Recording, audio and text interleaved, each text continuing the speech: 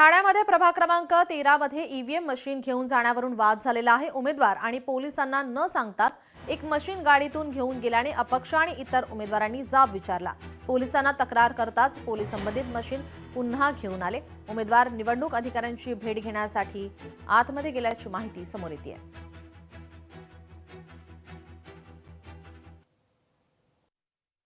आमची एकच मागणी आहे ते आरोग्य साहेबांनी इथे येऊन स्वतः शहानिशा करावी। एक मशीन कोणालाही न कळवता म्हणजे इथे जे सिक्युरिटी आहेत, म्हणजे सिक्युरिटी बोलण्याचे जे सिनियर बी आहेत त्यांना पण न कळवता डायरेक्ट ती वर्तक नगर पर्यंत पोहोचलेली, कोणालाही माहित नाहीये।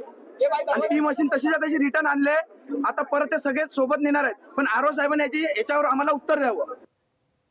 वरळी प्रभाग क्रमांक 194 मध्ये ईव्हीएम मशीन बंद पडली। बंद ईव्हीएम मशीन पोलिंग एजंटला न सांगता बाहेर काढण्यात आली। ठाकरे शिवसेनेच्या नेत्यांनी या संदर्भात आरोप केलाय। उमेदवार आणि पोलिसांमध्ये यावेळी बाचाबाचीही झाली।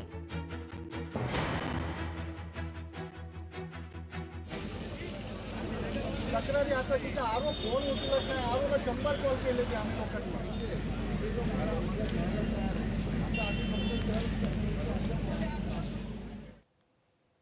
कल्याण पश्चिम येथील पॅनल 2 मध्ये ईव्हीएम वरून मोठा गोंधळ निर्माण झाला होता।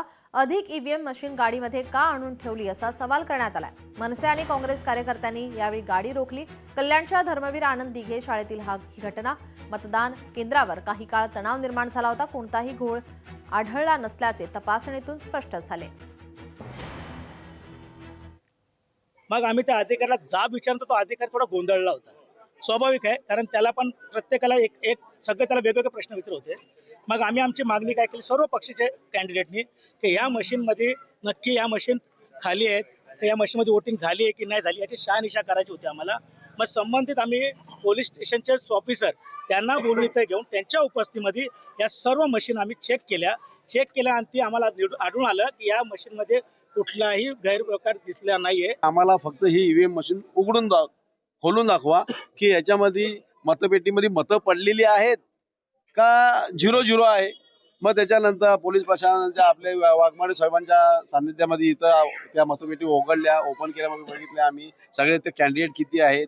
मग मतपेटीमध्ये 0 असा आकडा आला। त्याच्यानंतर आमच्या मनाचं समाधान झालं।